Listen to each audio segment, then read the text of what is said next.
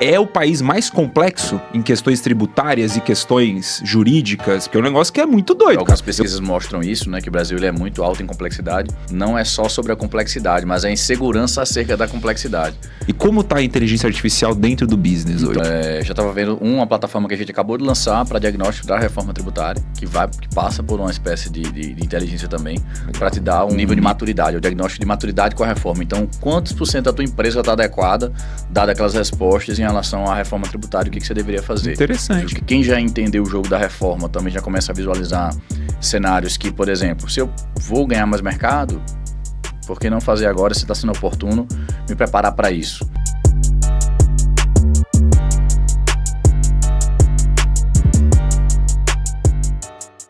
Olá pessoal, seja muito bem-vindo ao podcast O Código. Eu sou Stefano Polidoro, aqui eu trago convidados muito especiais que vão somar na sua vida em diversas frentes, negócios, saúde, parte espiritual também. Hoje eu tô com um parceiro chamado André, gente boníssima, aceitou o convite de gravar, o cara é fera, eu acompanho nas redes sociais, adoro o conteúdo, inclusive sei que você ajuda muitas pessoas que eu conheço, empresários que eu conheço. Muito obrigado por ter aceitado o convite, André. Se apresenta para a nossa audiência, por favor. Ah, legal. Obrigado, Stefano, pelo convite. Como você já mencionou, eu sou o André Adolfo. Sei. Sou natalense, vamos perceber pelo sotaque naturalmente. Estou morando aqui em São Paulo. Sou contador, sou advogado, sou focado em performance tributária. Estou CEO da BWA, que é uma empresa de consultoria tributária, faz contabilidade, planejamento fiscal. Enfim, ajudamos empresários a resolverem seus desafios fiscais. Também atuo na área jurídica.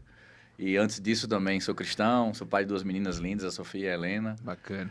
E é isso, vamos A lá. gente se conheceu num evento, né? Se não me engano, foi um evento da Aldas, né? Isso, o pessoal do não, Juliano. exato. E na hora que a gente conversou lá, eu falei, esse cara é bom. O cara é empresário, né? Mas é um empresário de uma área que é complexa, né, André? É desafio. É desafiador. Aqui no Brasil, aí você me corrija se eu estiver errado, é o país mais complexo em questões tributárias e questões jurídicas, porque é um negócio que é muito doido, cara. Eu costumo falar que até o passado é incerto aqui. Exato. Porque o pessoal muda tudo, meu. Doideira. Não, com certeza, com certeza. Não consigo afirmar que é o mais complexo do mundo, mas um dos maiores. Algumas pesquisas mostram isso, né? Que o Brasil ele é muito alto em complexidade, mas eu acho que o nosso grande desafio é o que você justamente colocou. Não é só sobre a complexidade, mas a insegurança acerca da complexidade. Que pode ser complexo, mas a complexidade a gente vence. A gente consegue compreender e em algum momento a gente acaba se acostumando com essa complexidade. Mas a insegurança, a incerteza que realmente é um grande desafio. E você traz essa segurança para os clientes, né? Estando com você, estando dentro do portfólio, né? Você, uma BWA global é gigante, deu uma pesquisada, entendi. E falando como empresário, né? A insegurança, eu acho que é o que mais me preocupa, acho que para todos. Então, a gente ter um bom parceiro que, a gente sabe que o cara tá olhando, que o cara tá resolvendo, a gente pode tocar aqui que a gente é bom. Porque é isso, né? A gente faz um merge. Você é muito bom numa coisa, o empresário é bom em outra, e vocês atendem todos os setores, certo? Isso. A gente tem uma concentração específica, né? Entre setor de varejo geral, desde alimentos até food service também, mas também muitas empresas de serviços, de tecnologia, transportes, área de saúde também. Então, é um grupo bem extenso a nível de possibilidade de atendimento, né?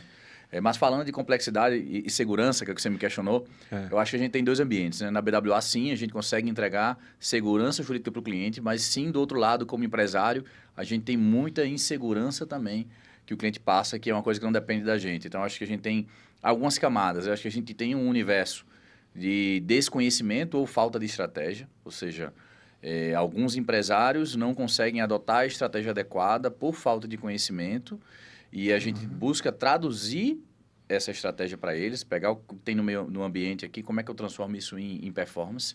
Esse é o nosso trabalho. Existe esse ambiente da incerteza, do desconhecimento dele, nosso ambiente de transformação em estratégia e o desafio, que é o tocar, o desenrolar dessa estratégia, ser mantido tal qual foi interpretado, que aí já é um fator externo, que não depende tanto da gente. Olha que loucura, né, meu amigo? É verdade. Quantos anos de projeto? Dá um overview, assim, de números, tamanho, pra gente entender. Projetos com o André tem mais ou menos uns 20 anos aí. 20 anos que você faz. Quantos sócios hoje? Hoje eu tenho 17 sócios. Como é que é lidar com essa galera aí, meu? Porque eu tenho alguns também, é um desafio, mas é bom, né? O negócio é um game gostoso. A gente diz na BWA que são singularidades que geram potência. Eu acho que é a soma da particularidade de cada um que faz com que a gente realmente consiga crescer e performar. Então, acho que com respeito e com todo mundo com o mesmo objetivo, a gente consegue fazer muito mais. Interessante. O foco hoje, então, problemas jurídicos, problemas contábeis, com certeza a reforma tributária entra forte aí, né? Aí só para a gente dar uma visão para o pessoal, 2026, ano de preparação Ou já é problema certo? Como tá essa dinâmica, assim? Legal. O que eu penso da reforma tributária? Eu acho que 2026 é um ano em que a gente já está atrasado para se preparar para ela. Olha, Falo muito isso, faço muitos eventos. Você me viu falando no evento sobre isso, né? Então a gente começou...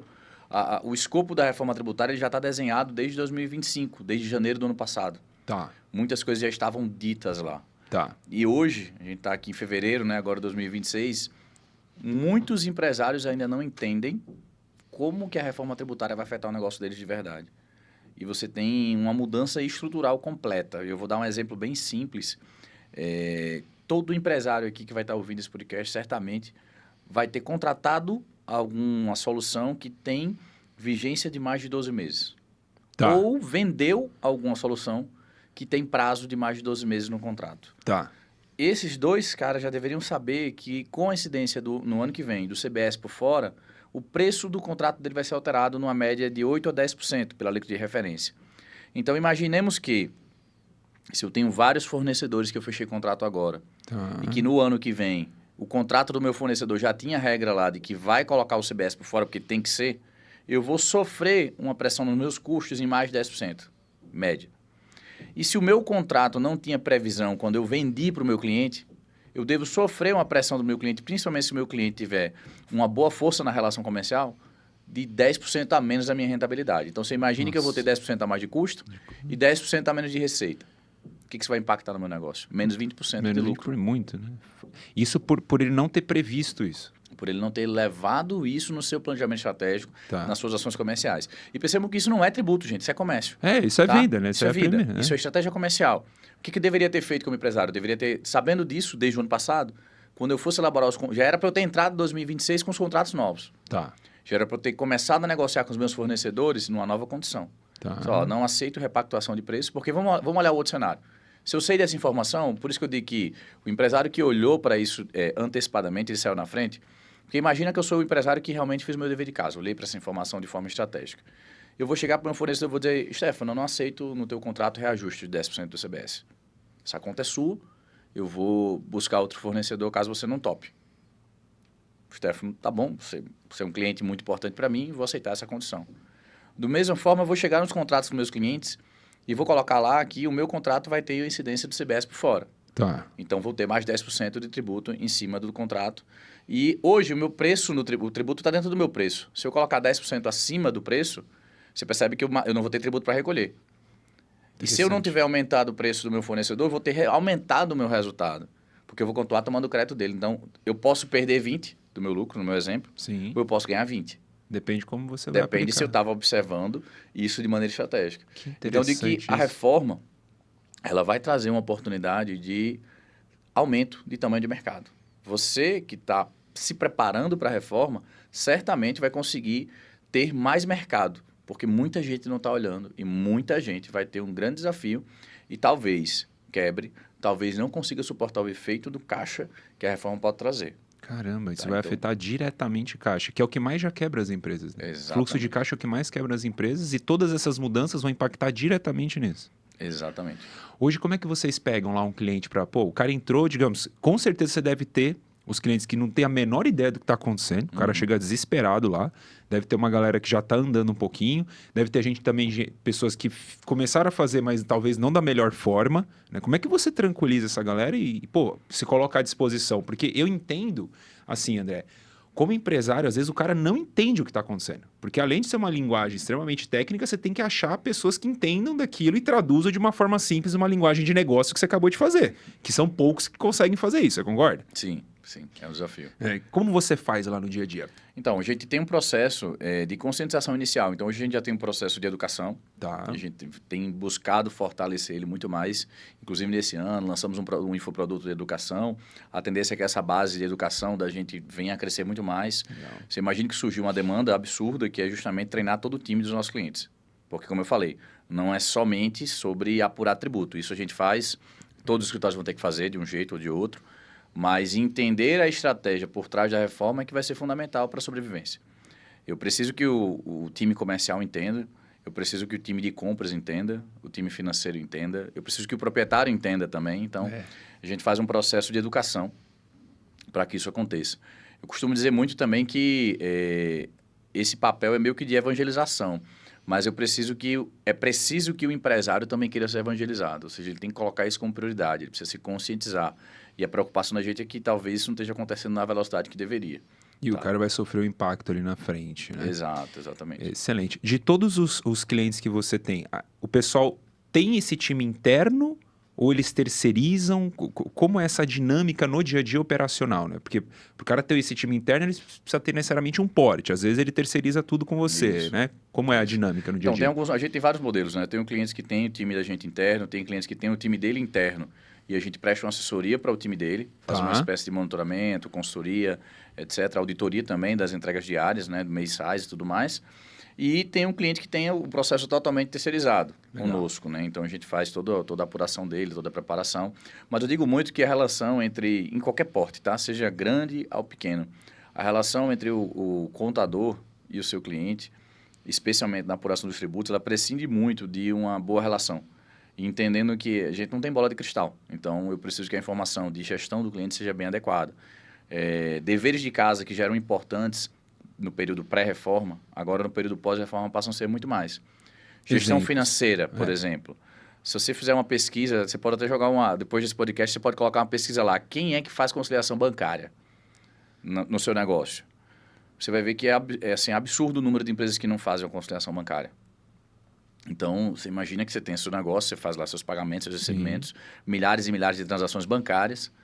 Como é que eu vou adivinhar aquele Pix que é na sua conta, que foi para pagar alguma coisa, ou que veio para receber de alguém? Não dá. Então, se você não faz a tua conciliação, eu não vou conseguir te ajudar como um contador, fazendo uma informação também adequada do outro lado. Olha, só é uma informação básica. E é a informação básica, mas se você fizer uma pesquisa, você vai ver que o número de empresas que não fazem é muito elevado. Entendi. Então, uma empresa que faz uma DRE interna, que controla a nível de 2 modelos, que controla no modelo de caixa e no modelo de competência, realmente faça uma DRE e faça um fluxo de caixa. Normalmente você vai encontrar ou um negócio meio... mas a minha DRE é outro conceito, né? Ou eu faço só fluxo de caixa, eu não olho para a competência, e isso é muito perigoso, né? No médio e longo prazo. Interessante, interessante. Então, pega clientes de todos os portes. Então, a reforma, ela afeta todo mundo. Todo mundo. Independente, do simples ao lucro real ali. Do simples ao lucro real. Eu acho que o simples, ele tende a sofrer mais do que o próprio lucro real. Porque o lucro real, ele já tem ele já tenta se organizar um pouco mais. Tá. Como ele apura o resultado para poder pagar imposto de renda e contribuição, ele já tem algumas práticas do tipo, só vou comprar se você me emitir a nota, eu preciso da nota fiscal para poder abater meus impostos. Tá. Ele já faz um processo de gestão financeira mais ajustado, porque vai fazer a conciliação para ver se está tudo batendo. Normalmente já tem uma movimentação financeira um pouco maior. Tá. E eu digo normalmente porque não precisa ser grande para ser lucro real. Até para desmistificar isso, né?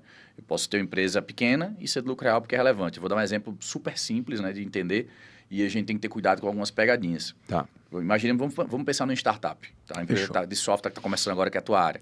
Tá? Então, o que acontece quando você vai começar uma empresa uma startup? O que você pensa logo?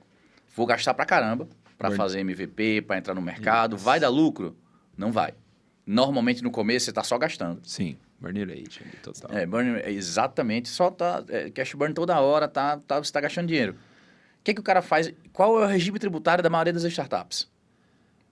Simples Nacional. Começa já no Simples. Já começa no Simples, porque o Simples é melhor e mais sim, barato. mais barato, sim. Isso. Mas se eu estou queimando caixa, se eu não estou tomando lucro, é só prejuízo toda hora. Por que eu não estou no lucro real? Se às vezes não tenho nem receita. Se eu tenho uma cadeia de créditos absurda que suportariam a minha operação, porque todo desenvolvimento que eu teria na parte inicial, para deixar minha plataforma pronta, entraria como pesquisa de desenvolvimento. Eu poderia usar a lei do bem, eu poderia ter um cashback tributário de até acima de 80% em cima das despesas que eu gasto. E aí vai todo mundo para o Simples Nacional, porque é o mais simples. Daqui a pouco você começa a faturar, está pagando 10%, 12% do faturamento, quando era para não estar pagando nada, porque você tem uma curva. Você vai sair do período de prejuízo, vai estar cheio de crédito acumulado, até você começar a equilibrar a balança, você não vai estar pagando literalmente nada de imposto. Isso é estratégia, né? Isso é estratégia, só que a gente não olha isso da maneira adequada. Então, não tem a ver com o porte da empresa, ser grande ou ser pequeno, não define regime tributário. Entendi. Mas é uma peça que é totalmente estratégica para você poder ter mais retorno da operação. É que esse exemplo que você deu é um exemplo de negócio, né? É diferente. Assim, e aqui, volta a minha pergunta. Quantos contadores, quantos advogados, quantos escritórios têm essa cabeça de negócio? Não são todos. Né? Porque a pessoa chega lá, às vezes o cara vai recomendar porque vai no Simples porque paga menos imposto. Mas às vezes não é a melhor solução, como você acabou de falar, porque o cara deixa de ter vários benefícios por ter escolhido o simples ao invés do lucro real, enfim, o lucro presumido. Interessante, hein? Parte de tecnologia. Esse exemplo serve para outros setores ou não? Serve para vários setores. Para todo setor. Aí depende do negócio do cara. Depende do seu business plan. Tá? Interessante. E você ajuda nesse planejamento também, Sim, com a entender. certeza, com certeza. Interessante. E eu acho que isso retrata muito, você falou de qual é a postura do escritório, um pouco do que eu falei, acho que não tem a ver com a profissão contábil, mas eu acho que é um processo que eu disse, o cliente da gente também passa a ser fornecedor da gente de informações. É importante que tanto o contador busque entender mais do negócio do seu cliente para poder trazer insights como esse, mas também que o empresário busque o contador como um cara estratégico. Não um cara que vai como... ajudar, que vai entender do negócio dele, que realmente consegue, entendendo do negócio dele, transformar o tributo, porque é sobre entendimento. Eu preciso entender do teu negócio, eu entendo de tecnologia, sei como é que funciona, por isso eu consigo te dizer que é mais vantajoso, aparentemente, pelo menos esse exemplo que a gente deu aqui, se trabalhar no lucro real, do que no Simples Nacional, porque você só vai pagar imposto à toa. Entendi. Então, se eu não entendo, se você... André, me manda uma proposta aí para fazer a tua contabilidade, e eu te pergunto qual é o teu faturamento previsto e o número de funcionários, e é só isso que eu faço, eu não vou conseguir te ajudar. Não estou entendendo o teu negócio. Eu olhei para duas informações, não olhei para como é que você está desenvolvendo a tua empresa, entendeu? Interessante a sua visão, porque geralmente é assim que os contadores fazem, né? Você está fazendo uma visão completamente diferente. Aí você se posiciona como um player estratégico, não como um contador. O cara já não te olha mais como um contador, né? Exato. É um planejamento de longo prazo. Você acaba, com certeza, ajudando na parte comercial dele, porque o exemplo que você deu do tributo, não foi do tributo, foi de como o cara vende. De negócio. Né? Um exemplo de negócio. Isso é muito legal. Por isso que eu queria trazer você para conversar, né? A gente conversou lá aquele dia, eu falei, esse cara, ele fala uma linguagem de negócio. É diferente, né? A linguagem de negócio é diferente da linguagem do contador. E quando eu olho para o mercado, assim, eu sempre busquei contadores ou advogados que têm essa visão de negócio. E é diferente. Sim. Certo? O cara não aprende isso na faculdade, né? Ele tem que aprender no mercado. Infelizmente, não. Não tem na faculdade, né? Como ter um negócio de contabilidade, jurídico, né? Interessante, André. Você falou que já tem 20 anos de trajetória. Já. Sempre fazendo a mesma coisa. Na realidade, eu comecei fazendo biologia, né? Calma aí. O cara é biólogo, do nada. Cara, a história é mais antiga um pouco, né? Eu comecei a empreender com 14 anos. 14 anos. Eu era atleta da escola, bolsista, de atletismo, inclusive. Legal. Mas eu fiz um curso de web design e aí montei um site. Sabe aqueles sites que você fazia agenda de festas antigamente? Que, tipo, não tinha Orkut, não tinha nada disso. Então você criava a agenda de festas e tinha os fotógrafos que iam na festa bater foto e vender a sua foto em casa. Então, isso, especificamente no Nordeste, era muito mais comum, não sei como é que era aqui. Olha que legal. Eu imagino que sim. 14 anos fazendo isso aí já? Exato. Daí comecei com isso. Também era modelo, aparentemente hoje não, né? Mas naquele tempo eu era. Não, você tem presença, pô. O cara tem presença. Depois comecei a faculdade, fui começar na Federal, comecei biologia. Queria ser bacharel, mas aí entendi em pouco tempo que não... Meu amigo, biologia... Eu não te olho biólogo, eu não consigo te enxergar um biólogo, cara. Pois é, mas quando eu me aposentar, eu vou voltar. Vai voltar, vai voltar o hobby, legal. Eu gosto desses esportes e tal. E aí foi fazer isso e como é que migrou? Cara, eu achei que não estava legal, achei que não ia ter perspectiva de futuro. Então é melhor desistir logo do que ficar errando o tempo todo, né? Então, tomei essa decisão, tranquei o curso e aí fui começar a contabilidade. Eu fui trabalhar com minha prima e tudo mais, e depois acabei que abri o escritório, enfim, e a gente veio nesse processo aí até hoje. E aí, desde sempre empreende nessa área? Isso. Pô, sensacional. E aí você foi trazendo o pessoal, né? Isso. Aumentando o escritório. Um pouquinho antes a gente estava conversando sobre a expansão. Hoje já está Brasil todo? Como é que está o tamanho? Já, hoje a gente já tem Brasil todo. Então, contando a história, né? 2007, mais ou menos, até 2017 ali... 2006, 2007 até 2017, a gente estava nesse processo de crescimento próprio. 2018, eu vou para um congresso internacional em Boston. E aí, um consultor que já atendia a gente há um certo tempo me chama para um projeto de montar um escritório em Portugal, com outros escritórios. E a gente discutindo o projeto, naquela fase de ideação, criamos o nome, BWA, que ia ser Business World Advisors. Eu falei, cara, Portugal não. Gosto muito de Portugal para viajar e tal, mas vamos fazer no Brasil, que eu acho que vai ser mais interessante. O Brasil é muito maior, a gente tem muito mais oportunidade aqui e a gente começa com uma espécie de compartilhamento de marca, um setor de serviços compartilhados para tecnologia, marketing e outros pontos. E daí a gente entendeu que fazia sentido, avançamos numa fusão, depois a gente foi fazendo um processo de crescimento e expansão aí. Hoje a gente tem 5 mil clientes aí atendendo o Brasil todo. 5 mil clientes? É muita gente. Quantos funcionários tem? 520.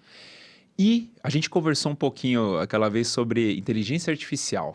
Eu sempre trago esse tema para entender que pé que tá, porque cada negócio ele tá num estágio, né? Eu entrevistei um pessoal que, por exemplo, que é muito relacionamento, né? Empresa de relacionamento. Eles não estão aplicando tanto, né? A empresa de tecnologia, a galera aplica mais. Como é que tá no seu dia a dia, operacionalmente falando? Pô, 500 pessoas é bastante gente, André. É bastante gente. É bastante gente que você ali, né, gera oportunidade, né? Porque tem o lado que eu vejo que você sabe que existe, que é, cara, tudo que a gente faz tem um impacto em um monte de gente, né? Qualquer decisão, todas as decisões que podem aumentar o negócio ou não, você impacta uma galera ali. E como tá a inteligência artificial dentro do business hoje? Então, já faz parte do nosso processo. Parte do time já vem passando também por um processo de educação para o uso de inteligência artificial.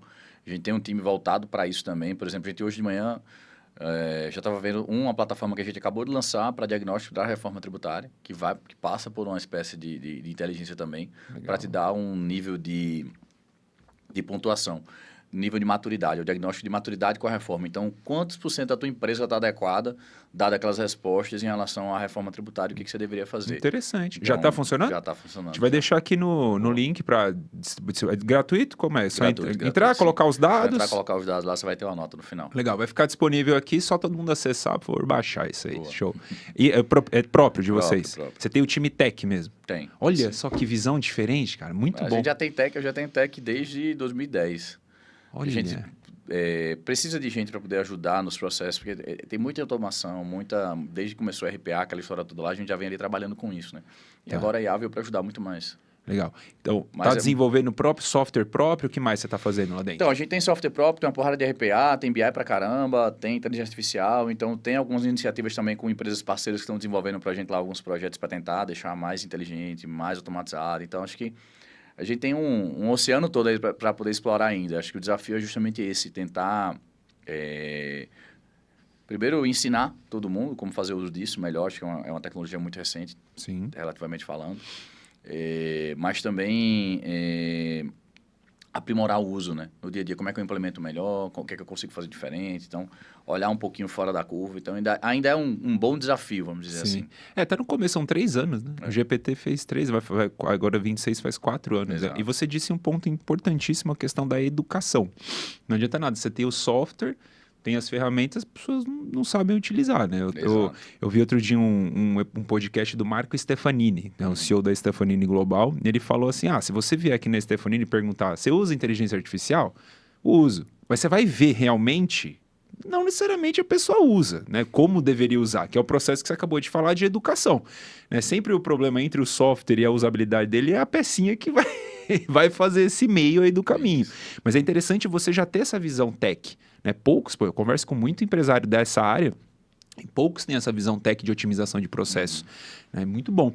Você acha que, pensando assim num futuro, você acha que substitui humano? Não substitui?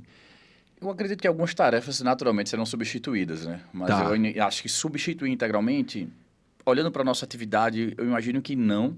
Nossa atividade ela prescinde, como eu falei, muito relacionamento. Muito relacionamento. Confiança, credibilidade, aproximação. Acho que ela otimiza. Otimiza processo. Ela otimiza processo. A gente se complementa, né? Eu bato muito papo com o meu GPT também. Você também cara, tem essa... Assim não tá bom, melhora. Você tá errado desse jeito. O cara te conhece mais que você mesmo. Você já perguntou pra ele? Quem que você me conhece? Eu também adoro trocar ideia com o GPT. Às vezes ele dá uma viajada. Um dia desse eu pedi alguma dica pra ele, ele perguntou se disse que eu era menor de idade. Ele, como é que eu sou menor de idade, filho? Muito bom, meu. Muito legal. E o legal é que como você, né, é o CEO ali à frente e a sua cabeça já é assim, automaticamente o time vem, é sempre o exemplo, né, cara? O exemplo arrasta, não tem jeito, não tem jeito. E você está morando aqui em São Paulo, certo? Sim. Essa mudança é estratégica, pensando na expansão, pensando em todo o projeto que vocês estão fazendo? Sim, com certeza. Sim? Aqui a gente tem muito relacionamento, né, muita oportunidade. Dizem que São Paulo é onde tudo acontece, né, cara? Exato, tudo acontece. Exato. Então, aí só para fechar a história, começou a montar o projeto 2017, 2018, né? Que você definiu fazer ali, enfim, juntar, fundir as coisas. De lá para cá, quase 10 anos já se passaram, né? Isso, praticamente quase. vão 10 anos. E o que você viu de... essa decisão lá atrás, você vê que faz total sentido e isso é uma estratégia de crescimento dos próximos anos? Ou não? Vai crescer mais organicamente? Faz total sentido, mas a gente continua crescendo mais organicamente. Mais organicamente. O processo de M&A, a gente tem uma vertical que a gente está olhando para isso. Legal. Mas sem um desejo, um processo muito acelerado, não é? Ele é estratégico, a gente está perto desse movimento, porque a gente já fez algumas vezes, mas a gente entende que o modelo orgânico para a gente funciona muito mais. Que interessante, né? Você pega... E você comentou de M&A. Você ajuda também os clientes em M&A? Entra nessa frente ou não? A gente discute também o processo de M&A, porque o que acontece? Existe um processo pré-M&A, né? Eu quero vender, então a gente tem feito algumas aproximações dentro da nossa própria carteira de clientes que têm esse interesse de fazer realizações, de ou comprar ou vender, então a gente sabe muito bem isso. E até na parte de relacionamento, tem um cliente que está querendo expandir, que tem um perfil, semana passada eu conectei um cliente com outro justamente dentro de um processo como esse, para que eles pudessem conversar, trocar alguma figurinha, mas a gente ajuda também na perspectiva de assim, às vezes o empresário não está tão organizado, principalmente tributariamente falando. Pô, acho que... Cara, esse aqui vai te trazer muito risco, então vamos tentar conduzir isso para um caminho em que você tome menos pênalti, vamos deixar a coisa mais limpa, organizada, porque no final das contas, num processo de M&A mais tradicional, né, eu sei que tem vários modelos que vão trazer ali um pouco menos de risco para o investidor, e tem um modelo mais tradicional em que o investidor quer entrar com a cota na companhia, de fato, exige muito de governança. E governança está totalmente atrelada à questão fiscal, então não dá para eu ter um resultado que eu acho que é maravilhoso, mas porque eu estava sonegando 50%. Daí você não tem esse resultado. Então, eu tenho que mostrar para o cliente que a gente precisa organizar para essa medida para que você não tenha nenhuma penalidade. Então, não adianta ir pelo caminho de sonegação. O caminho, de fato, é planejamento tributário. Tem como trazer muita eficiência para o negócio através de planejamento tributário. E a gente vive hoje um divisor de águas, e quando eu falo de reforma tributária, governança e mercado de M&A, é um mercado que vai mudar totalmente. Porque, por exemplo, imagina, falei daquele exemplo lá da compra e da venda, né? Sim, um exemplo simples, exemplo simples. Vamos falar que eu tenho agora uma rede de academias. Sou proprietário da rede de academias. E meu modelo de expansão, ele prescinde que eu já tenho uma hold aqui embaixo, que eu vou fazendo operações colateralizadas com sócio local, sócio operador, e minha holding está entrando naquela operação ali. Tem uma regrinha na lei complementar da reforma tributária que fala que na atividade de educação física, se eu tiver uma participação de pessoa jurídica nela, ou ela participar de outra pessoa jurídica, eu vou perder um benefício fiscal de redução de base de cálculo de 30%. Então, imaginemos que isso aqui vai custar 7,5% a mais a minha operação. Ou eu vou repassar para o meu cliente, ou eu vou perder isso no meu resultado. Caramba. Então, imagina que hoje estou fazendo a academia, estão todos no meu nome, pessoa física. Pô, amanhã vem um fundo querendo me comprar. Fundo de investimento. Se ele veio me comprar e ele entrar na minha operação, vai ser menos 7,5%, eu vou ter que repassar para o meu cliente. Se o meu cliente minha academia é high ticket, por exemplo, 7,5%, pode não prejudicar, mas pode incomodar. E se eu faço um processo desse, normalmente a M&A acontece no final de ano, janeiro a gente assume, e minha tabela vem em janeiro, eu vou dar o reajuste de tabela mais 7,5% para o meu cliente. Eu vou dar um reajuste de 15%, 20% para ele. Quanto que isso vai impactar? Se for low cost, pode pesar. Sim. Se for high ticket, pode pesar. E qual é a estratégia, então, que eu vou adotar para geração de valor para o meu cliente? Para que esses 15%, 20% a mais não signifiquem churn. Então, o mercado de M&A, ele começa a afetar os negócios. Ele vai entender que talvez alguns negócios não fiquem mais vantajosos. Talvez você entenda que o teu negócio não fique mais vantajoso, porque você depende de crescimento nesse modelo. Imagina que eu cresço pelo modelo de SCP. E nesse modelo, estou expandindo, criando academias e eu estou toda a vida crescendo por meio de SCP. Só para deixar claro, sociedade em conta de participação, que é basicamente um contrato de investimento, onde eu capto recursos com pessoas físicas, elas aportam na minha operação, viram meus sócios, só que é o que a gente chama de sócio investidor. Eles não têm nenhum risco fiscal, mas que na prática cria-se um CNPJ. E se a gente não tiver insegurança jurídica, né? Se a gente não tiver uma definição de que, nesse caso, não se trataria de uma pessoa jurídica, apesar de que, se eu fizer analogia, eu já tenho precedentes que dizem que sim, que seria uma pessoa jurídica. Então, assim, a gente está literalmente ferrado. Então, se a gente está ferrado com isso, e o meu negócio depende desse tipo de caixa, porque o custo financeiro de captação hoje está absurdo, como é que eu vou continuar crescendo? Agora, eu tenho um ponto. Se eu acho que não vai dar para crescer mais assim agora, e eu tenho um concorrente que não está olhando para isso, que ele não sabe dessa informação, ou que ele tem muito caixa, eu posso entender que é melhor me associar a ele agora. Eu posso entender que é melhor vender agora, porque talvez quem está me comprando não está fazendo essa conta. Interessante. Pô, aí vem uma pergunta na minha cabeça assim. Eu vi, ano passado e retrasado, muitas marcas grandes se fundindo, né? Tem alguma relação com essa movimentação tributária, na sua opinião? Porque o que você está falando agora é assim, pô, se o meu projeto de expansão... É mais ou menos assim, vamos juntar as forças para a gente conseguir continuar crescendo, senão o negócio vai ficar estranho daqui para frente, meu amigo. Toda essa movimentação de mercado tem muita relação com a reforma tributária ou não? Porque, assim, André, eu acho que as informações elas chegam um pouco diferente. O cara que é muito grande... ele tem acesso a um nível de informação. E aí você vai descendo o nível de informação até o cara que é pequenininho. Sim. Certo? Então, quem tá lá em cima, muito grande, consegue prever coisas que às vezes o pequenininho não consegue, até pelo time que o cara tem. Sim. Né? Por exemplo, olha o André explicando um monte de coisa que às vezes o pessoal tá olhando aqui e fala, meu contador nunca me falou essas coisas. E é normal, porque você tá num outro nível de cliente, um outro nível de acesso. Então, a gente tem que fazer essa informação chegar a mais pessoas. O podcast, inclusive, né, um dos principais objetivos que eu tenho é levar essa informação. Porque não é disponível, né? A gente se conheceu num lugar ali que a gente está conversando, mas, pô, quantas pessoas você pode ajudar falando o que você está falando aqui hoje, certo? E tem a ver isso que eu estou falando ou viajando na maionese? Não, acho que não viaja na maionese não, mas eu acho que também não é toda a movimentação está relacionada com isso. Eu acho que tem vários fatores que influenciam esse modelo, né? Você vê a bolsa da gente tá voando, a entrada de recursos no Brasil também, de capital estrangeiro também continua acelerada. O dólar agora dá uma caída também, vai ajudar a entrada mais ainda de recursos no Brasil, então isso acelera também. É óbvio que quem já entendeu o jogo da reforma também já começa a visualizar cenários que, por exemplo, se eu vou ganhar mais mercado, por que não fazer agora, se está sendo oportuno, me preparar para isso? Então, tem muita empresa que está preparando o negócio para crescer.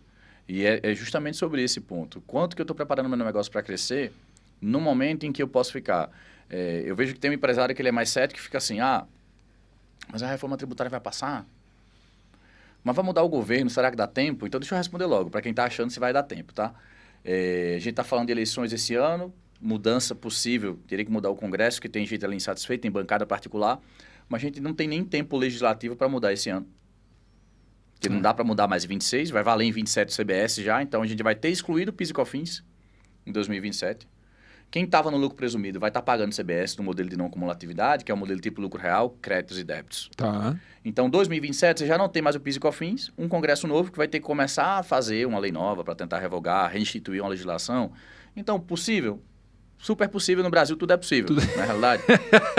Provável? Pouquíssimo, porque a gente tem um processo que aumenta a arrecadação, uma legislação que já vai ter sido excluída, todo mundo tendo que entrar nesse jogo.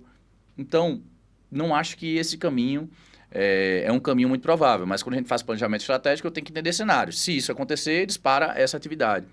O que está mais provável de acontecer é o que já está posto. Então, uma série de leis complementares que foram editadas, outras regulamentações foram feitas, comitê gestor que já foi criado. Então, o que deve acontecer é muito mais todos esses impactos que a gente tem calculado e falado sobre. O que eu tenho que fazer? Me preparar. Pronto. E aí eu me preparo, entendo que vai ter muita gente que vai acabar quebrando. Não tem jeito. Caramba. Mas o Brasil não vai quebrar. Não, acho que não. O dinheiro vai mudar de mão. Sim. Então, se o meu público continua consumindo o meu produto ou serviço, e é o mesmo público consumidor, e eu tenho menos concorrentes, eu vou ter que vender mais, naturalmente. Então, eu tenho que me preparar não só para apurar meus impostos e olhar para a reforma tributária para o meu negócio de hoje. Eu refaria o meu planejamento estratégico pensando que eu vou crescer. Sim. Além do que já estava planejado.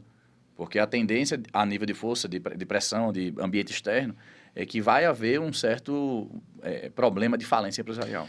Então, eu enxergo também que vai aumentar o nível de profissionalização das empresas, né? Porque para o cara não falir, ele vai ter que pensar em tudo nisso aí, né? Reformar o negócio dele, reestruturar o negócio dele, e aí o concorrente que acabou não se preparando, aquela demanda vai para algum lugar.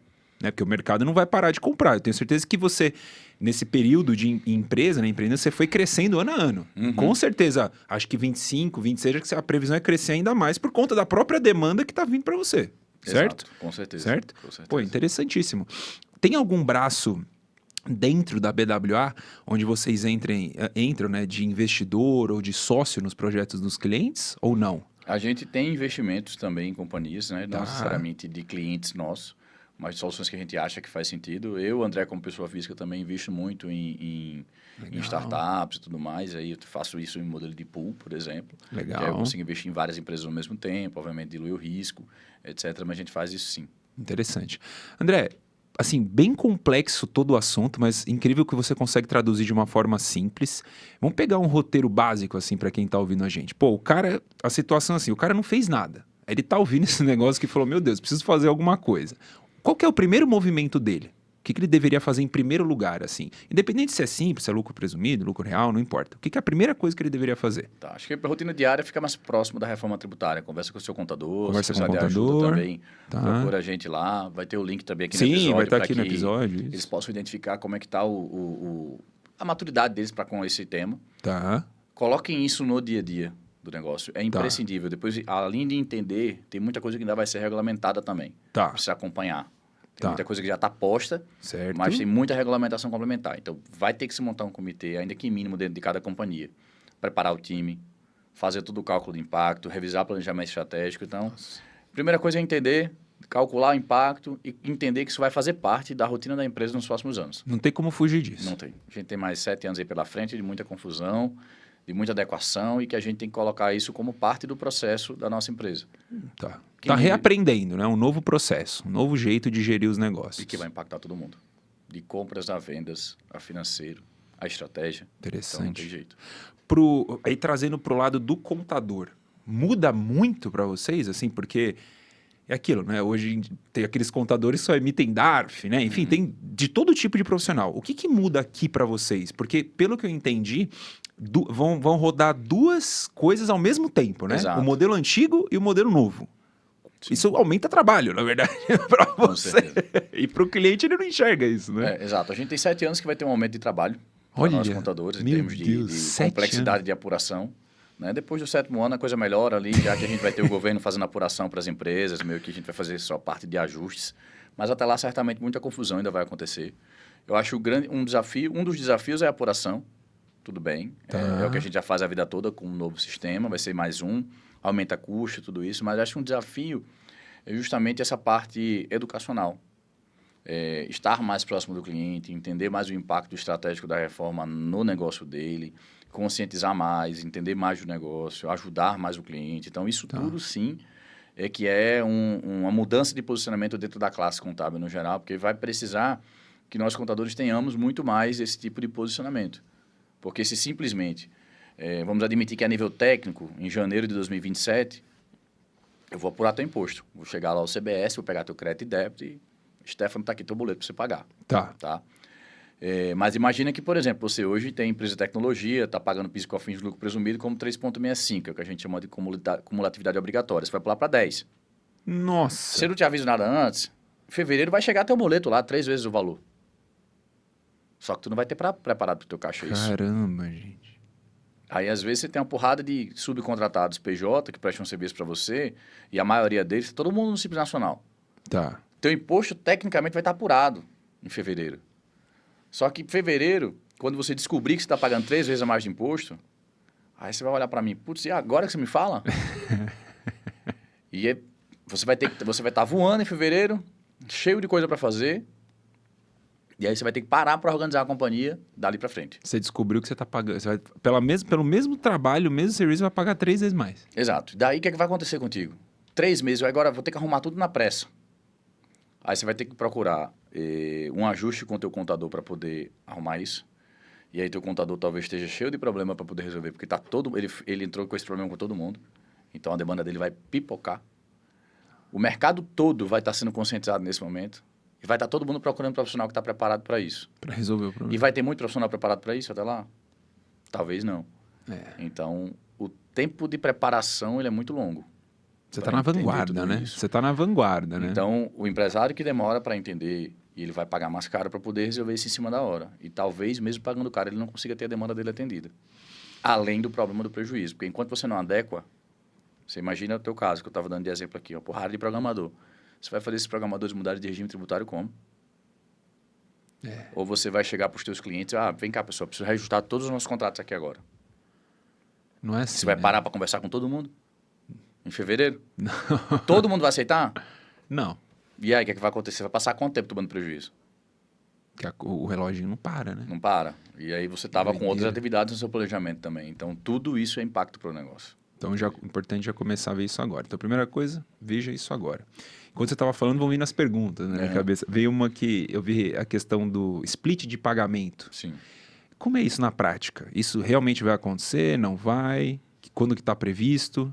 O que o split ele tende a ser implementado, né? Todas as notícias do comitê gestor que foi criado, de quem está à frente disso, que é a parte da Receita Federal e o SERPRO, já mostraram modelos de teste, já tem modelos em teste funcionando. Tá. O que tem de cronograma é que a partir de junho do ano que vem, 2027, a gente já tem implementação disso. Tá? Eu acredito que isso deve acontecer como aconteceu com o E-Social, que foi faseado, e é o que o governo já coloca. Ele já anunciou que iria começar com o mercado B2B e depois iria para o B2C, até por volume de processamento. Você imagina a arrecadação a cada cupom fiscal passado numa loja dessa de varejo gigante. Nossa.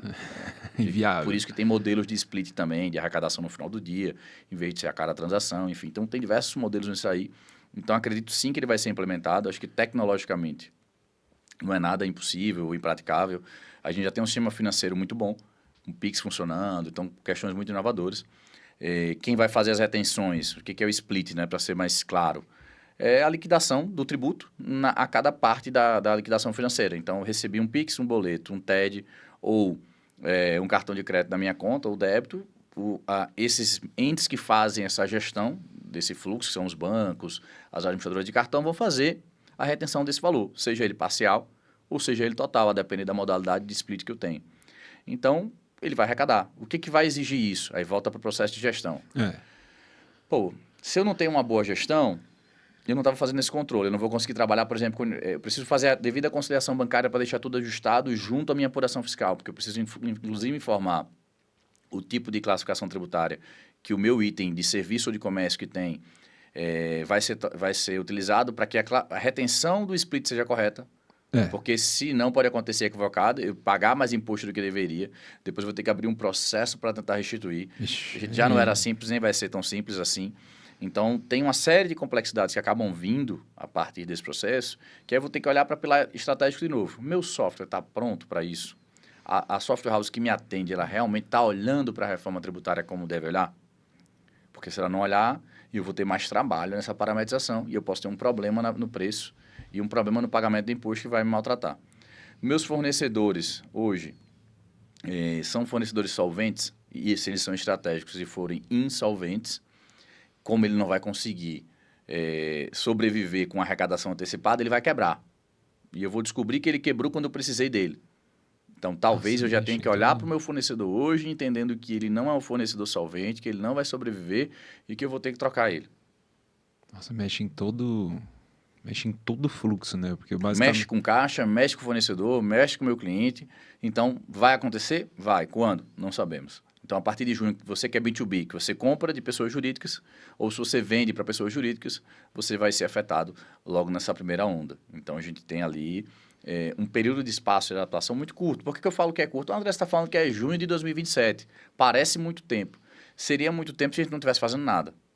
Mas a gente está rodando a nossa empresa. Talvez eu tenha que mudar de software. Talvez eu tenha que analisar meus fornecedores. Talvez eu tenha que substituir esses fornecedores. Sim. E tem mudança que é estrutural. Eu gosto de trazer exemplos, porque eu pego nesse modelo de split, de arrecadação e de crédito e débito, eu pego um caso de um cliente de confecção que ele contrata facções, que são aquelas senhorinhas costureiras que fazem lá a costura em casa e tudo mais. E elas cobram lá o serviço para poder fazer a costura e tudo mais. Ok, bacana. Só que qual é o problema?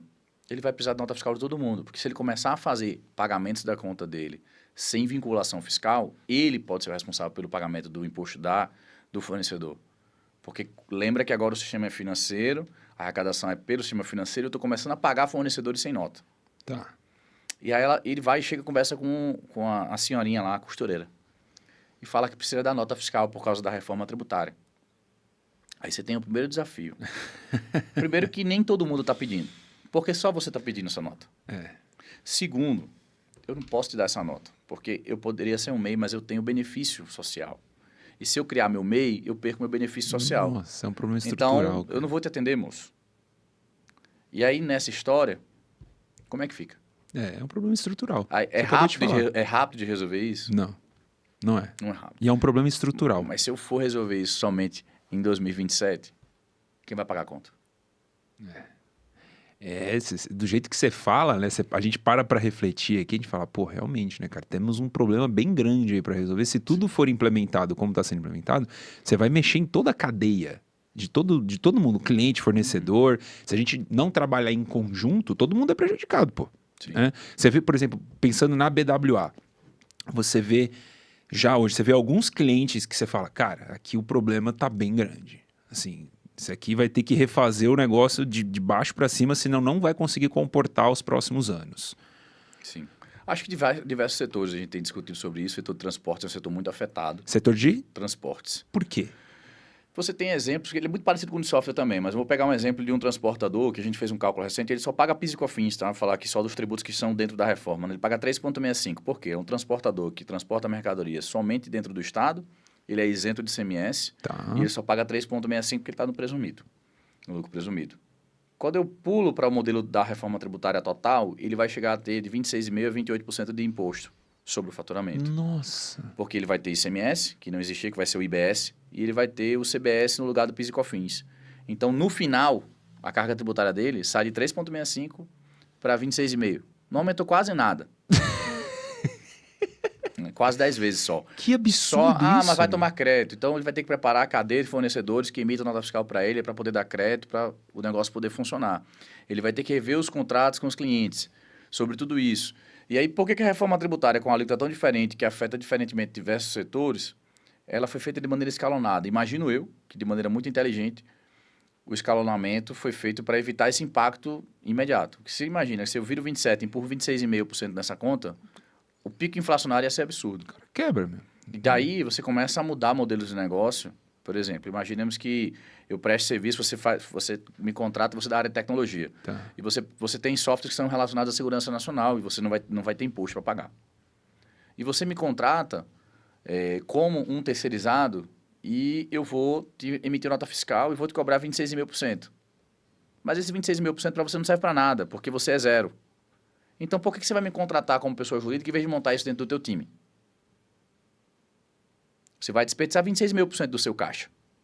Olha. Aí você entende que, por exemplo, neste caso, você não vai mais estrategicamente contratar PJ. Você vai reverter o modelo que eu ia PJizar. Tá. E agora, no meu negócio, que eu trabalho com o Serviço de Segurança Nacional na parte tecnológica, não faz sentido. Eu vou ter que montar time interno. Porque senão eu vou perder dinheiro. Não vai perder dinheiro. Olha que loucura, você mexe em todo... Você basicamente tá mudando todo o modelo de negócio do Brasil, assim, né? Então. Porque, pensa, o cara que você... Esse aí que você falou, eu fiquei assustadíssimo. Imagina, não, mas pensa o cara, pensa quando ele recebeu essa notícia, como é que foi a cara da pessoa? Ele não gostou. Mas é esse tipo de negócio que, por exemplo, quando eu mostro isso pro cliente, ano que vem o impacto é só 10%. Então, na média, né? 3,65 para 10. É ruim, mas dá para tentar fazer alguma coisa. Só que ele vai começar a entender, tipo, será que o meu mercado vai funcionar? Será que nesse mesmo exemplo de transportes, te deu o exemplo na parte de software, mas imagina que ele transporta só para empresa que vende cesta básica, para distribuidor de cesta básica, que vai ser zero também em sua maioria. Tem isento, tá. Se ele vai ser zero, por que ele vai contratar uma transportadora que vai cobrar dele 26,5% de imposto? Não faz mais sentido ele ter os transportes dentro da própria companhia dele? Você muda tudo. Você muda toda a estrutura de negócio. Muda modelo de negócio. Muda modelo de negócio. Então, como é que eu vou fazer do meu negócio nos próximos anos? Talvez o meu negócio tenda a não existir mais. Eu vou ter que mudar o cliente que eu tenho. Olha. Só que se eu sei disso tudo antes, eu começo a fazer um movimento para estruturar de uma maneira diferente também. Você falou que você tem um infoproduto? Tem infoproduto. Vai ficar aqui também no link, porque... Não, é interessante. Eu acho que, assim, muito do que a gente está falando aqui, André, é a parte educacional. É você começar a falar, opa, tudo que você está falando aqui, você fala, nossa, será que eu vou ter que mudar o negócio? Todo o negócio? Por conta de porque mudou a reforma tributária, às vezes o negócio que eu tinha não vai mais existir por conta disso aqui, cara. Então, se você sabe isso previamente, fica muito mais fácil de você tomar decisão. E é normal, né? O mundo é cíclico. Não quer dizer que aquilo, né? Sucesso passado não garante nenhum sucesso futuro. Uma lei básica de qualquer parte financeira. Mas é interessante, né? O que você enxerga, André, de novas funções, novos cargos para resolver os problemas que a reforma tributária vai trazer? Porque a gente está falando de novos conhecimentos, né? De novas formas de ver o negócio. O que você enxerga disso, de oportunidade no mercado? Porque é aquilo, todos os problemas trazem muita oportunidade, né? A própria IA. Cara, eu vejo um monte de oportunidade. Porque você tem que ensinar a galera a usar. Enfim, eu só vejo oportunidade com a IA. Com a reforma, o que você vê de oportunidade? Eu acho que as empresas vão ter que ter uma função meio que de head tributário, que é um cara técnico, mas estratégico também. De negócio, não só aquele cara travadão, tudo não pode, ele vai ter que ser um cara de negócio. Ele vai ter que ser um cara que vamos ver, vamos pensar, né? Isso, vamos pensar muito mais sobre o negócio. Então, esse é o ponto que a gente vai ter que... Essa habilidade que a gente vai ter que desenvolver nos próximos anos. Interessante, né? Um head tributário, né? Um cara que entende da maluquice do Brasil e consegue transformar isso em leitura de negócio, né? E o pior de tudo, tá? Tem pior ainda? Não, mas é pior, porque assim, a demanda disso vai subir muito e depois ela vai morrer. Porque o período de adaptação são esses 7 anos, depois acabou, é uma regra só. É uma regra só, acabou. Acabou. Vai ficar mais simples, que o governo prometeu, e vai ficar mais simples. Mas depois de 2033. É novidade agora. Até lá, confusão, meu amigo. Muita gente não entendendo a interpretação daquilo. Depois de 2033, uma regra só, o que dá crédito e o que não dá, e segue o jogo. Acabou. Interessante. Então, agora é que é a hora de repensar negócio, analisar a estratégia, preparar tudo, preparar o time. Depois disso, a gente tem um mar relativamente mais tranquilo. Tem algum setor, algum negócio que, na sua visão, pode acabar mudando completamente? Ou alguns que vão ser mais beneficiados? Porque aqui, a gente deu alguns exemplos bem ruins, né, André? Tipo, bem tristes. Pô, o cara pagando 3 vai pagar 20, isso não é legal. Se você pensa no negócio, mas tem alguns que vão se beneficiar. O agro ficou bem trabalhado. O agro ficou bem trabalhado. Acho que a gente, quando olha para o setor, a gente não deve fazer um recorte somente do tributo incidente para ele. Vou dar exemplo, a gente tem muitos supermercados e atacarejos, né? Então, é um setor que vai ter menos carga tributária. Perfeito. Mas é um setor que vai ter aumento de preço. Porque ele vai contratar a mesma transportadora que eu falei. Entendi. Ele tem produtos que são tributados, por exemplo, ele vende bebida alcoólica, vende comida açucarada, produtos prejudiciais à saúde e ao meio ambiente. Esses produtos têm um incremento de carga tributária absurdo. Nossa. Então, no final das contas, quando eu olho para o ticket médio deles, ele sobe. Então, no estudo que a gente fez para o supermercado, se a gente juntar essa operação de se ele não conseguir repassar o preço, por causa de questão de fluxo de caixa, sensibilidade de acordo com o público dele, e a gente passar essa jornada 5x2 em vez de 6x1, que é o que está tramitando agora para reduzir... Nossa, ainda tem isso, ainda né? tem isso, está tramitando ali a passos largos, né? E ainda tem isso. Então, o mercado não se sustenta, não para de pé. Não para, cara. Então, apesar do setor mercadista não pagar mais impostos, isso é um fato, a gente já calculou já... ele não paga mais impostos, mas ele paga mais pelo preço de alguns produtos. Quando eu coloco isso dentro do negócio dele, ele precisa de mais caixa. Por conta de toda mudança que não tem a ver com ele. Exato. Né? O setor de saúde também é um setor que tem uma boa oportunidade. Clínica médica, hospital, ficaram todos com uma boa redução de base de cálculo, cujo efeito deixa muito próximo da carga tributária atual. E como é que eu consigo melhorar? Se eu for mais eficiente em gestão, em conciliação fiscal, em processo de exigência de nota fiscal. Então, o que acontece muito no setor? Como normalmente essas empresas estão no lucro presumido, no Simples Nacional, elas não olham tanto para a cadeia de fornecedores, porque só pago imposto sobre o meu faturamento, está tudo bem, acho que não preciso fazer nada disso. Mas na hora que eu começo a olhar para essa parte de organizar o meu financeiro, eu posso pagar menos impostos. Porque eu consigo repassar, via de regra para consumidor final, o preço lá da consulta e tudo mais. E na entrada, eu tenho que exigir dos meus fornecedores que eles me deem crédito, substituindo eles, aqueles que eu tenho que não dão nota pelos que vão dar nota, até para evitar meu custo ou risco, procurando fornecedores que vão estar no modelo de geração de créditos, como fornecedores que estão fora do Simples Nacional, ou optando pelo Simples, que estão dentro do modelo do IVA por fora, que é o modelo normal para todo mundo. E aí eu consigo ter mais crédito e pagamentos, consigo até melhorar meu lucro. Mas preciso de mais caixa. Para poder pagar o fornecedor também, isso é uma negociação, estratégia, então não está tudo perdido, não. Não, lógico. É que, como é muito novo, e pensa, né? Há quantos anos o Brasil tinha o mesmo padrão tributário? Uns 60 anos. Padrão tributário no Brasil é meio difícil, mas... Adorei. Mas do mesmo jeito, uns 60 anos, né? E aí a galera... Quanto tempo demorou para chegar em todas essas conclusões que a gente está falando agora, né? Foi quanto tempo de análise que fez? Não sei te dizer, mas assim, até as conclusões elas são meio que revertidas. Meio que inconclusivas. Vamos falar do meu business, né? Então, assim, acho que a gente tem uma certa estabilidade, há pelo menos esses 20 anos que eu estou aí nessa jornada, eu entendo que a gente não teve uma mudança tão significativa. Eram né? Mudanças relativamente simples, um ajuste de interpretação daqui para lá, dar crédito não dá mais, e não teve nada que foi, agora está incentivado, não é mais incentivado. Então, tirando alguma tese judicial que mudava um pouco algum conceito ali de crédito ou de incidência, era a mesma.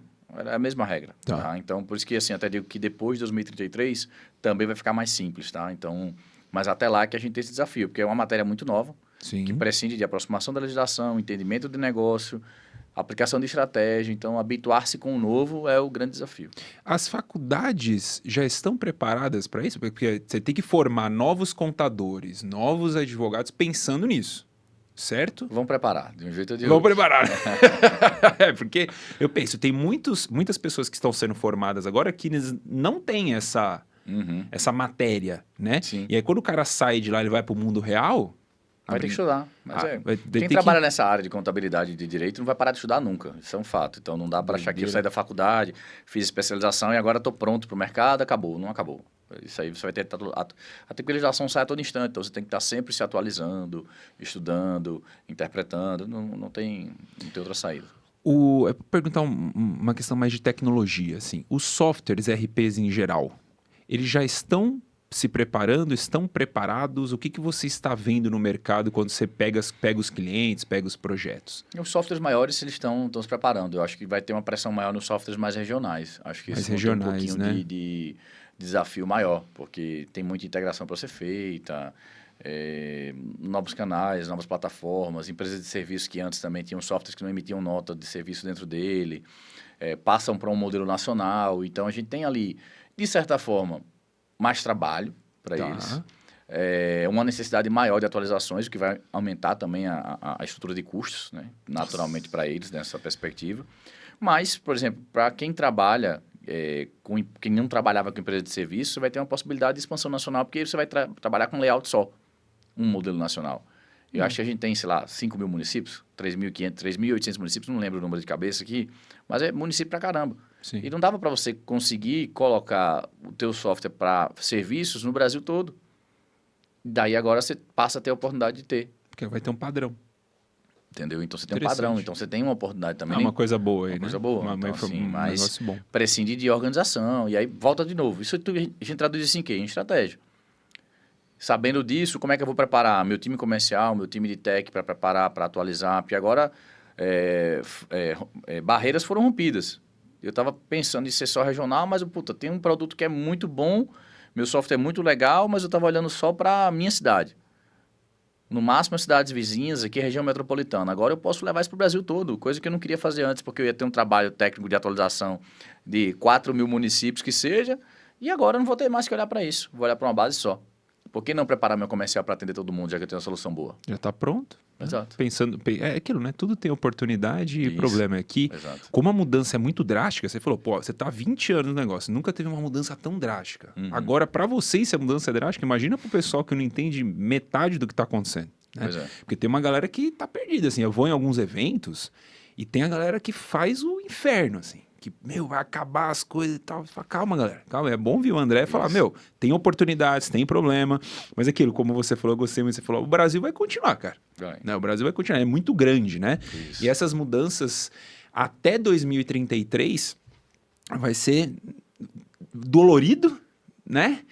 Depois flui melhor, correto? Com certeza. E o que você vê, assim, pro empresário, para ele não ficar muito doido achando que tudo vai dar errado, achando que tudo... Porque tem setores e setores, né? Como a gente falou. Só a parte de educação é importante ou algo mais que ele precisa se preocupar? Tirando a parte educacional, né? Não, acho que além da educação, fazer um planejamento estratégico voltado para a reforma tributária, né? Planejamento estratégico voltado para a reforma tributária. Isso. E como ele pode abordar o contador ou o advogado dele? Ele pode conversar com o contador advogado e falar que quer fazer os cálculos para a reforma tributária, tá? Entendendo quais são os impactos, que aquilo vai trazer no preço dele, na margem dele, nos fornecedores e nos clientes, no caixa dele, então no pricing dele também, né, no final das contas. Então, ele precisa avaliar todos esses pilares, né? Como é que vai ficar a minha apuração final e como é que fica a minha DRE no final disso tudo e minha necessidade de caixa. Fazer uma análise de como é hoje e de como vai ficar. Isso, exatamente. Pelos próximos 7 anos, né? Então, analisar isso na perspectiva de 7 anos, entender o quanto que ele vai precisar de caixa com isso, ou de estruturações que ele vai precisar fazer, desdobrar isso num plano de ação. É isso que a gente faz.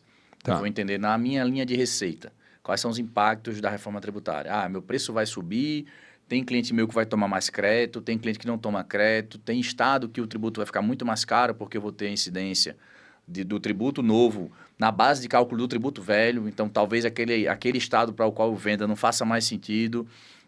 O meu software está pronto para esse tipo de operação. Eu vou ter que olhar para a minha linha de compras. Quem são meus fornecedores que vão me dar crédito, que são solventes, que não são? Quais são os fornecedores que eu vou conseguir perpetuar? Quais contratos eu vou ter que renegociar? Depois juntar isso tudo, olhar para a última linha, como é que fica meu lucro, se isso acontecer, se eu repassar, se eu não repassar, se eu passar para fornecedores, mudar a cadeia de fornecedores. E isso tudo no meu capital de giro, como é que fica? A tendência de aumento de demanda, diminuição de demanda, vai surgir produto substituto para o meu em virtude dessa situação. Então, é todo um trabalho mais detalhado e aí volta para a estratégia do negócio e fala assim, o que eu vou fazer com isso? Que eu vou fazer com toda essa informação que eu tenho, né? O legal é que com essa informação que eu tenho, eu consigo ter previsibilidade e tomar decisões. É o que a gente, o problema é o outro lado, é quando eu não tenho nenhuma previsibilidade. E aí o risco é alto, porque eu tenho um risco próprio, vamos falar interno, que é muito caixa e eu não ter caixa suficiente para minha operação.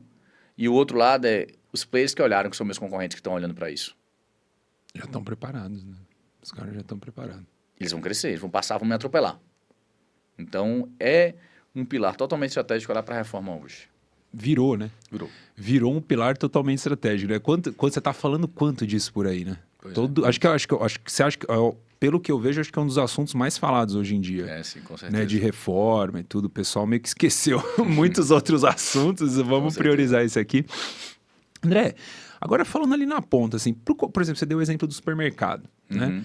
Para o consumidor final, cliente, a gente, pessoa física, o que vai mudar? Ou não vai mudar nada? Então, vai mudar de certa forma, porque eu não vou tomar crédito desses itens que eu compro, né? Então, no supermercado, eu ainda tenho ali um cashback para a classe C e D da cesta básica, que eu vou poder, de alguns itens, na realidade, eu vou ter um cashback tributário para poder comprar itens da cesta básica de tudo que eu consumo. Então, sei lá, fui lá na academia, paguei o plano da academia, dentro do plano da academia tem um IVA lá que eu estou pagando. 10%, 15% ou 20% que seja. Esses 15%, uma parte dele vai voltar para mim, para eu poder comprar cesta básica para casa. Então, para essa classe, beleza, eu tenho um benefício. Mas você imagina que eu vou comprar roupa. Eu vou comprar roupa que não tem benefício fiscal, que vai ficar mais caro e que vê o transporte que leva a roupa que também está naquela conta lá. Tem a locação também que tem uma base de cálculo diferente do que era hoje. O custo de ocupação também das empresas aumentou. E tudo que ela contrata tecnologia que vem de fora também, o software está tudo por fora. O preço subiu e eu vou ter que repassar isso no preço. Vai ficar mais caro. No final das contas, eu tenho uma tendência inflacionária. Então, eu vou precisar de mais recursos para poder comprar. Aí volta para a pergunta do negócio. Quando eu olho para a economia, será que o mix que eu trabalho faz sentido? Ou eu vou mudar meu mix para poder continuar atendendo meu cliente se eu trabalho com uma classe muito sensível a preço? É uma mudança estrutural. Exatamente. Você disse isso, né? A gente estava conversando. Acho que foi a primeira vez que eu ouvi alguém falando, é uma mudança estrutural, não é apenas uma mudança de uma reforma tributária. Não é só sobre tributo. A gente está mexendo aqui em toda a cadeia, né? Me lembrou até de uma série chamada O Mecanismo. Já assistiu essa série? Sim. Uma série muito boa. Se eu não me engano, acho que 2018, 2019, essa série, que mostra um pouco como toda, né? Tudo tá interligado, cara. Não é só a reforma tributária não vai me afetar porque eu compro roupa. Acabou de mostrar que vai afetar, cara. No final as coisas vão ficar mais caras e às vezes o cara não sabe nem o porquê que tá ficando mais caro. Interessante. Tem alguma notícia boa, André? Tirando todas as notícias ruins, tem alguma coisa muito boa que você, como empresário, 20 anos são 20 anos, né? Não é pouco tempo. O que você vê, assim, com bons olhos, que você fala, cara, fez sentido muitas coisas, outras não fizeram, mas isso aqui eu acho que é muito bom pro Brasil, assim, pensando. Eu acho que no longo prazo isso é bom pro Brasil. A gente vai ter uma simplificação da sistemática que a gente tem de apuração de impostos. Tá. No longo prazo. No longo prazo. O problema é essa adaptação. Então, acho que o maior desafio é a gente adequar o novo modelo e conviver com o modelo antigo. Esse aí é um desafio bem alto. Mas fora disso, de novo, eu falo dos problemas, mas eu queria que a gente olhasse muito com pilar de estratégia sobre eles. De solução, né? Esse é como se fosse o yin e yang, né? Tem aquela história lá. Tem a parte ruim, mas também tem a parte boa dentro desse processo. Se eu me preparo, eu vou crescer. Então, depende se eu vou ficar olhando que é um problema e reclamar não vai resolver, ou se eu vou pegar esse problema e dizer, se isso acontecer, a solução vai ser essa, vai crescer minha empresa. É isso. É um fato, né? Você tem que lidar com o fato e resolver o problema. Então, daqui pra frente vai ser desse jeito, meu amigo. Se você se adapta ou esquece, né? Não tem muito o que fazer. Vai ser desse jeito aí. Excelente, André. Pensando no André fora da BWA, que você faz para aguentar todos esses problemas, meu? Porque eu fico imaginando o seu dia. Se o meu WhatsApp já é um negócio estranho, eu fico imaginando o seu. Porque você fala com todos os setores, né? Você tem cliente de todo setor, de todo tamanho, de todo porte. Deve ser uma doideira esse negócio, né? Como é que você faz para aguentar toda essa pressão no dia a dia? Acho que tem... tive algumas oportunidades, eu sou próximo do João Kepler, ele coloca umas coisas que são interessantes. Que primeiro eu, né? E você vai ter a sua espiritualidade, saúde, tudo mais, família, depois negócio. Não tem empresa. A gente estava falando sobre isso aqui no começo, né? Sim. Não tem CNPJ sem um CPF por trás. Então, acho que manter um pouco do equilíbrio sobre isso é muito importante, né? Você trabalhar a sua cabeça, manter sua espiritualidade em dia, se cuidar também, aí você vai conseguindo colocar as coisas nos eixos. Primeiro você, depois... Interessante. André, o nome do podcast é O Código. E o porquê que ele chama O Código, né? Porque eu gosto de entender tudo que te trouxe até aqui, toda a sua experiência de vida, de trabalho, o que você aprendeu que você pode repassar para as pessoas? Assim, que realmente você fala, cara, isso aqui é um negócio que eu aprendi, que mudou a minha vida, que continua mudando e que eu gostaria de passar para as pessoas. Esse é o código, né? A essência do André até aqui, que obviamente daqui para frente vai ser outro André, né? Sim. O que você poderia passar para o pessoal? Eu acho que a gente não deve se desesperar, né? Sempre tem o lado bom e o lado ruim das coisas. Até quando as coisas são ruins... Eu até participei de um treinamento recente que deixa isso muito claro, falando sobre estoicismo, né? Então, eu adoro. Nossa, eu adoro isso. Às vezes as coisas estão ruins, mas a gente não consegue perceber o motivo daquilo na nossa vida. Então, basta que a gente tenha um pouco mais de calma e lá na frente a gente vai ter a compreensão sobre isso. Isso nos dá tranquilidade também. Então, uma frase também que eu escuto muito do pastor, ele fala que o tempo do processo é muito menor do que o tempo da promessa. Então, o tempo do processo é muito menor que o tempo da promessa. Então, o processo parece que dura muito. Pô, mas não vou chegar nunca, não vou chegar nunca, mas depois que você chega, é só viver a alegria. Esses 20 anos passaram voando, né? Passaram. Foi interessante. Só perdi muito cabelo. Só O que você enxerga para os próximos 20 anos da BWA, assim? Cara, 20 anos é muita coisa. Tá? Olha, interessante isso, hein? Olhar assim tão longe. Você olha quanto tempo hoje de planejamento? Normalmente 5 anos. 5 anos? Ainda mantém 5 anos? 5 anos. A pandemia mudou a ideia ou não? Não, na realidade, a gente estava olhando um ano. Né? Então, a gente estava fazendo um planejamento mais olhando para o ano seguinte. Depois a gente mudou para 3. E agora, para a gente fez mais sentido puxar para 5. Tá. Para ter um norte melhor em relação àquilo, né? Então, para chegar lá nesses 5, o desafio ficar bem maior. O que eu tenho que fazer para chegar lá efetivamente? Porque se eu olho muito curto, eu vou ter que parar de novo para replanejar o ano que vem, depois replanejar de novo. E não que a gente não precise refazer ou ajustar as coisas no meio do caminho. Tá. Mas, no final das contas, eu preciso olhar o número maior, os números maiores, os big numbers, como a gente diz, e dizer assim, cara, é possível? Se eu continuar fazendo isso aqui, eu chego lá? Ou eu vou ter que pensar de um jeito diferente para acelerar o processo?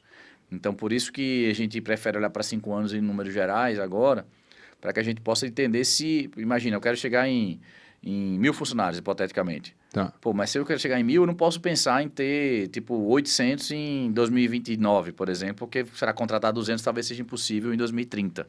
Tá. Então, é um exemplo de que o número tem que ser mais cadenciado, porque você tem que ter tempo de mercado, contratação, para testar o que pode dar errado. Então, o planejamento para a gente é muito para olhar sobre essa premissa. Esse é o número que eu tenho como objetivo, ele é possível e o que é que pode dar errado. Sim. Então é isso. Excelente. Eu gosto de, assim, eu tô falando, né, ultimamente com as pessoas com conversa, entrevista, eu falo, o que a gente fez nos últimos 10 anos, se a gente coloca 2, 3 anos para frente, é possível que a gente faça muito mais em 2, 3 anos para frente do que fez nos últimos 10, por conta da tecnologia. Sim, nossa, a inteligência artificial, você com certeza deve estar vendo isso, é um ganho de tempo. Absurdo, né? O que você demorava, sei lá, uma semana para fazer, você faz em 10 minutos. Com certeza. Isso aí você muda completamente a temporalidade das coisas, né? O planejamento de 5 anos, às vezes, o que vocês demoraram 20 para fazer, em 5 vocês fazem 10 vezes mais. Muito mais. Por conta da tecnologia e por conta de toda a demanda. Da maturidade também, né? Acho que a maturidade ajuda a gente a executar as coisas mais fáceis, né? Meu pai fala muito que ele queria ter a idade que eu tenho, com a experiência que ele tem. Aí é coisa boa, ele trocaria, eu também. Aí é bom, né? Aí é bom, pô. Pois é. Excelente, André. Muito obrigado pelo seu tempo, por ter traduzido um tema complexo, né? Para a galera conseguir entender. Como é que faz para te seguir nas redes sociais? Obrigado, Stefano, pelo convite. Espero que vocês tenham gostado do que a gente compartilhou aqui. Quem quiser um pouquinho mais de conteúdo, é só me seguir, @AndréAdolfo, @BWA Global. Somos BWA. Isso aí. Vai estar tudo aqui no link do episódio, pessoal. Não esquece de compartilhar. Muito obrigado por ter assistido. Até a próxima.